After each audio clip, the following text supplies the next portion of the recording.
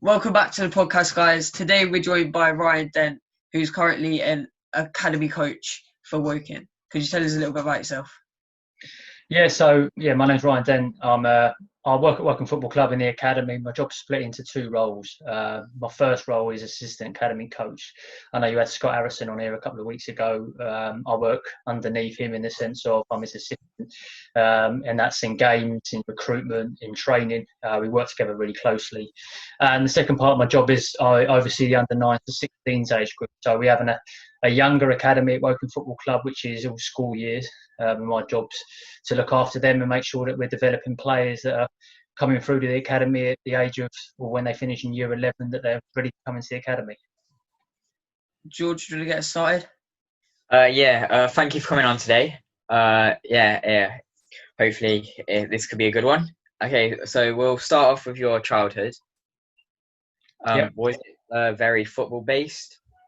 Yeah, played, I think like most people, played football from the age of under fours, under fives, all the way throughout my school time. Played under 18s as well. And then when it got to the age of 18, coaching became my career and became more important. So unfortunately, the football playing side had to take a step back. But all those years I had before then kind of prepared me and got me ready for going into coaching, which was always what I wanted to do, even from the age of probably 15, 16 when I finished school. That's what I wanted to do. So, yeah, I played a lot of football. I was really lucky and fortunate enough that I had a football family. My dad was involved with a club called Bisley and then a club called Farnborough. And my uncle was actually the chairman of Farnborough about a few years ago. So I spent the ages of probably 14 to 16 travelling around the Conference South and step-free circuit, going to every game home and away, and being involved with, but being on the team coach, going to games and being involved with some managers like Steve King and Francis Vine. So I had a really good education in football, probably the best education I could have had to where I am now, which is obviously working with the academy at Woking. Did you get into coaching because you realised that you wasn't going to make it, or was coaching always something you wanted to do? It was always something I wanted to do. I was in no illusion that I was ever going to become a footballer where I could earn enough money to play football. I played at a good level in the sense of I played in the West Surrey Youth Premier League for under 11s, under 16s, which is probably the best level there is in the area outside the football academies. And back when I played, you didn't have what you have now, like centre of excellences and foundations. You literally had youth football and academies.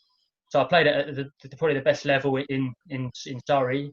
Also played with Matt Winter, fun enough, who you had on the other day. He was a goalkeeper in the team that I played in. So, yeah, I did play at a good level, but I never was going to make it. So I think with the background, like I just mentioned, I always wanted to be a coach and hopefully one day a manager as well. And that's always been what I've wanted to do. Jake? You said that you played football with Matt Winter. Do you think that helps you and Matt being coaches at Woking? Do you think it helps you? Yeah, he's worked with the academy before I started. I've actually been at Woking for about 9 years, but I've not been doing the academy for that duration. I've done other things at the club, but when he first came in, obviously I knew Matt, and now we're obviously very close. You know, we talk a lot. We've got a WhatsApp group between me and Scott that doesn't stop going off. To be fair, we're always in contact with each other. So yeah, we've got a good relationship as we have with Scott as well, all three of us. George? Do you do anything with the senior team? No, not currently. When Nancy Limbrick was there, we used to go and watch a few sessions, not just me, a few of the boys. We used to watch a few sessions back then, not necessarily coach, but just get some experience and learn. Unfortunately, now we're part-time. Obviously, they train in the evening, so we have games in the evening, so it doesn't really allow me to go and watch sessions. But I'm sure if I asked Douse, or he wouldn't mind me doing that. But no, not currently. Would you want to? Yeah, of course. Yeah, I think like any coach or anybody in any kind of work, you've got ambition to go higher, and obviously one day it'd be nice to work with the first team. But currently, at the stage I am at, I'm enjoying working with boys from from 16 to 18. I think that's the right stage for me currently. Jake, do you think that you're good enough to be a coach with the first team? Would you back yourself? if I didn't back myself, I don't think there's any point. I don't think I'd ever go anywhere. I think is the honest answer. I think everyone's got to have a self belief, and I certainly do believe that I could coach at senior level. Definitely. I think I've got the knowledge and I've got the experience of watching enough football at this level. I don't watch a lot of Premier League football, to be fair. I watch a lot of Football League football and National League football. So I think that's probably better for where I want to go than just watching the best teams in the world play tick-attack all the time, because it's not really very realistic. So, if the opportunity was there, then yeah, I definitely would have a crack at it. Going back onto the Woking Academy, would you say with the players you can sort of guess which ones are going to make it far as footballers? Yes and no. Of course, we have boys come in that straight away have got a bit about them, maybe obviously technically, but also physically. But then there's been other players we've had in the past that have come in the last couple of years that have come out of grassroots and then done really well and been involved with the first team. You know, we had a lad a couple of years ago called Joe Morrison, who was only playing local football. And then after his second year at the academy, last year he was put out on loan at Step 3 club, Walton Hersham. And he was marking Akinfenwa in pre-season. So if you had said that 2 years before, we wouldn't have said probably that would have happened. But football surprises you, and players develop at different ages.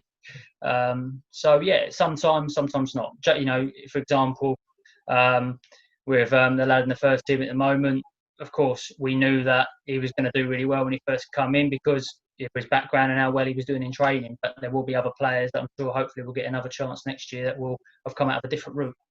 When players make it like into the first team and other senior teams, does that make you as an academy coach like proud of yourself and know that you've done the right thing?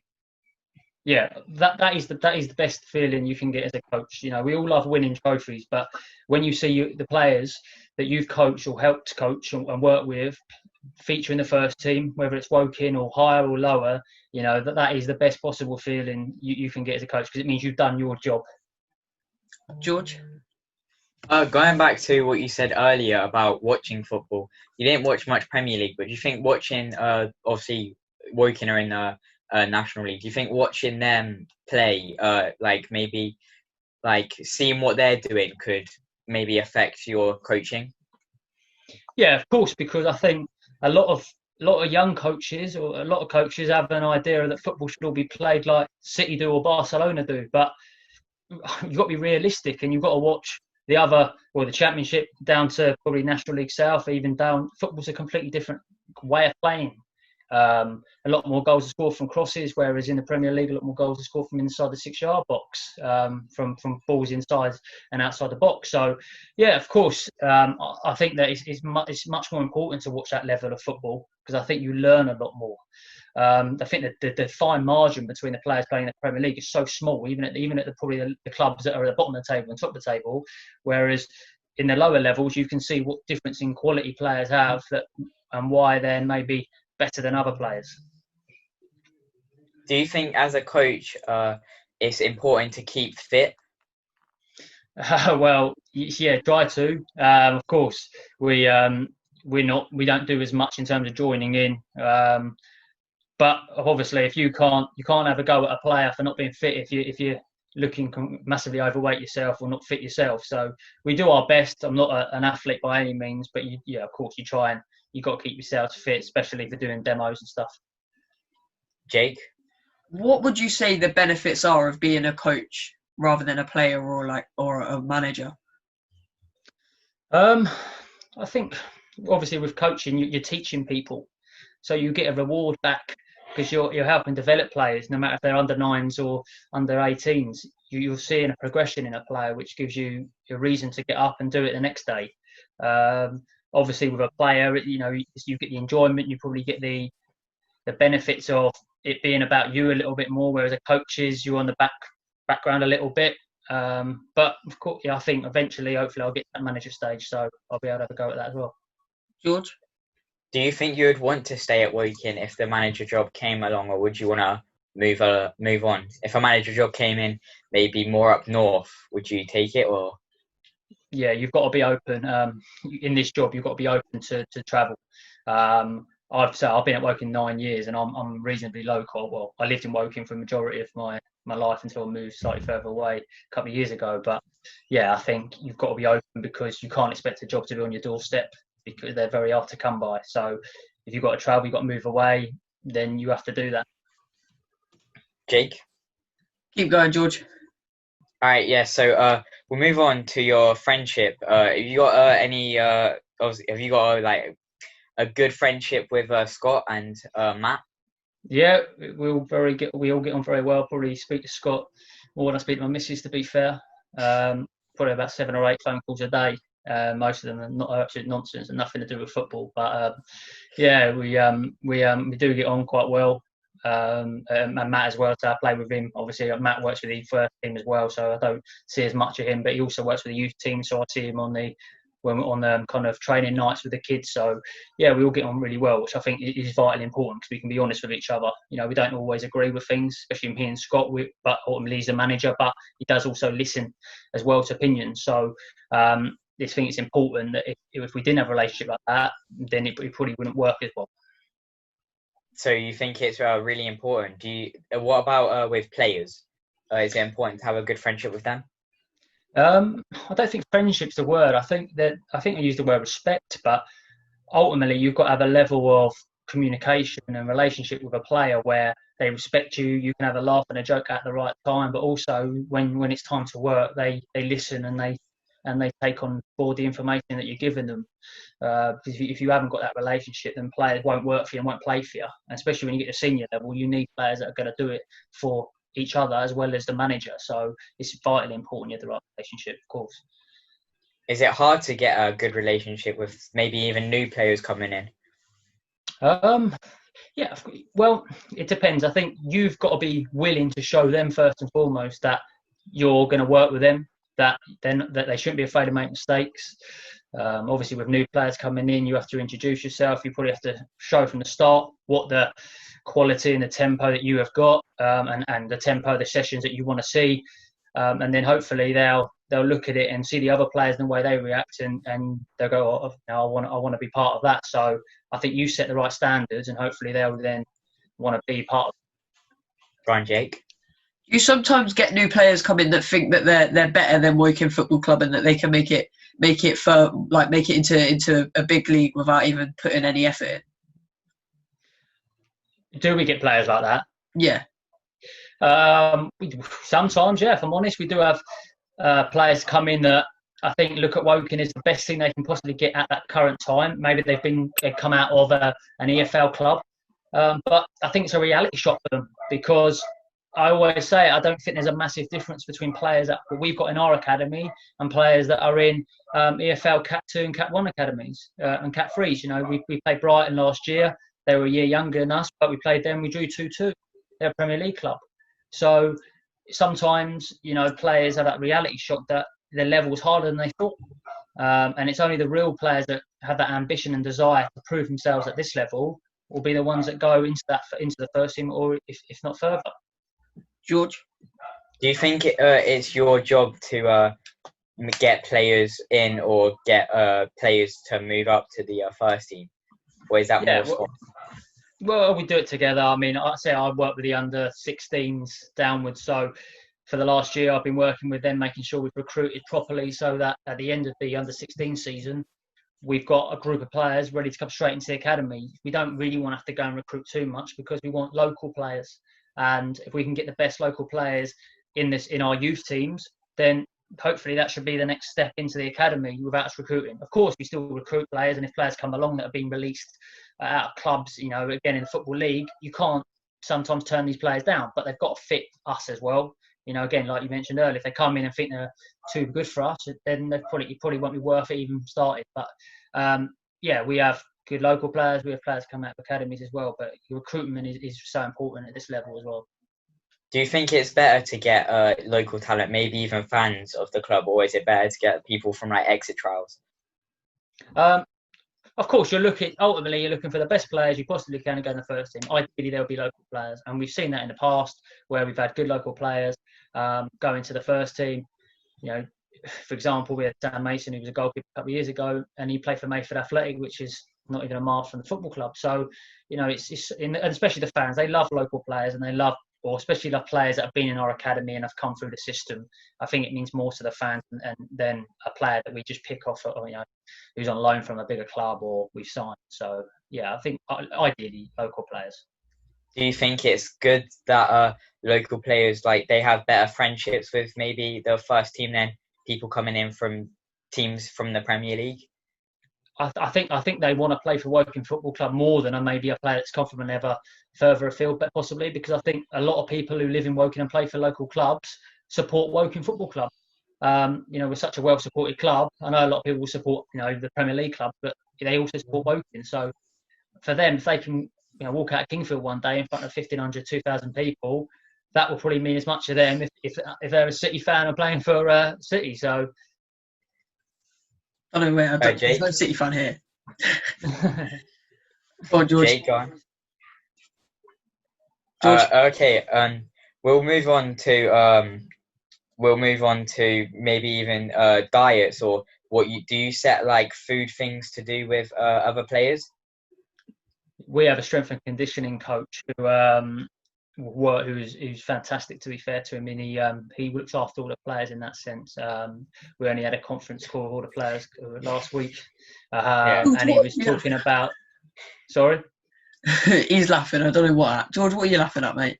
Nothing. Carry on. Sorry, mate. Sorry about that. So yeah, we had a strength and conditioning coach that he looks after the players' welfare and all the conditioning and stuff like that and diets. Yeah, go on, Jake. You carry on. Going back to like players and relationships with the other staff, would you say you have a solid relationship with Douse? I don't. Yes, I do. Obviously, when I see him around the club, obviously we'll talk. I'm not as close to him probably as Scott is, because Scott's that link between the academy and the first team. But I've got to have a good relationship with him because he's the gaffer and he's the person who manages the football club as well as the first team. George? So do you think as a coach it's important to obviously, like I said earlier, to keep fit, but important to eat well as well? Yeah, of course they've got to make sure you eat properly. I think these days there's a lot of resources, and I think if you look at footballers these days, every one of them's an athlete, even down to step 5, step 6 football. Maybe 10, 15 years ago that wasn't the case, but these days if you're not fit, no matter how good you are, you're probably going to struggle. Is it important to get I don't know, I lost my words. Can you save me, Jake? I'm all out, George. Remember, do you know is it your job to set players like work to do in this time, or is it more Scott? Mixture of both. Yeah, we do everything together, to be honest with you. So we've done a few presentations ready to go out for next week. We've done a few Zoom calls. I set the 10-day skill challenge for the younger players as well, which was right at the beginning of, well, if it was even then, I think it was in March. But we do those things together. There's not a lot we can do at the moment, but we try and just keep them ticking over as best you can. Did you do? We've had Jaden Wareham, a young talent from Woking. Have you done anything with him when he was in the academy? Yeah, I worked with him for this whole year. Just gone. He's played in the academy as well as obviously. I know he was in the first team towards the end of the season, but he obviously played a lot of games for us in the academy. And yeah, I've worked with him last year. He's a great talent, and I think he's got a great future in front of him. He's got a great attitude, and again, I think he's a great example to a lot of young players that if you work hard enough, and the kid keeps himself so fit, when other kids don't as well, and he's just got such a desire to go as far as he possibly can, more than probably any kid I've probably ever known at that age. So he's been fantastic, and again, it's great for us to have a player that's playing in the first team at 16 years old. So sort of what Jake said earlier. Is it good to have someone like Jaden Wareham in? Did you realise as soon as he came in that he's going to be a good player? First team. Yeah. I think we saw clips of him before he even came in training, and we knew we had something about him. And don't get me wrong, we're very lucky at our level, if we're honest, to have a player like that. But again, he's got his head on the right shoulders, and he understands that if he goes a step down, he's getting opportunities that he might not get in the Football League, and then he might go a step down and go a step back up. So yeah, as soon as we had him, and don't get me wrong, we've got other players at the moment. We also hope we're going to kick on some local boys as well. So hopefully there'll be more of him next year. Jake, have you got anything else to add? No, I'm all out. Yeah, I'm all out as well. Okay, cool. Wait, hold on. I just thought of another one. Is there any advice you'd give to someone who wants to get into coaching? Get as much experience as possible. Don't worry about the club you're working at. If they've got fancy training kit, get as much experience, work with every age group, work with things like disability groups. I've done all that. I've only been working in the academy probably for 2.5 years now, but before then I did it all kind of community coaching, and that was the best education because you learn about relationships with people, how to communicate, how to get over your messages. So I would just say get experience. Don't worry about a lot of people want to go and be a coach at Chelsea or a coach at Man United or whoever it might be, but actually it's better to be getting as much coaching as experience and getting some people that give you responsibility as well. Don't just be someone on the sideline. Push yourself and try and get your badges done early and just get as much coaching experience as possible.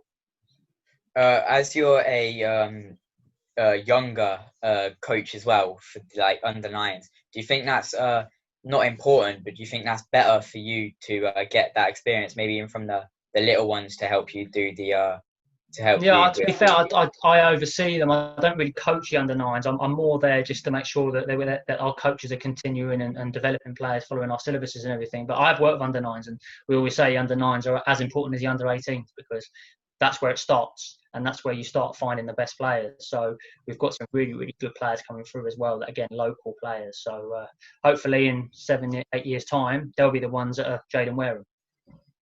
Yeah. Okay. Anything else you want to add now, Jake? Or No, I'm still out. Yeah, I'm all out now. Do you want to bring us to a close then, George?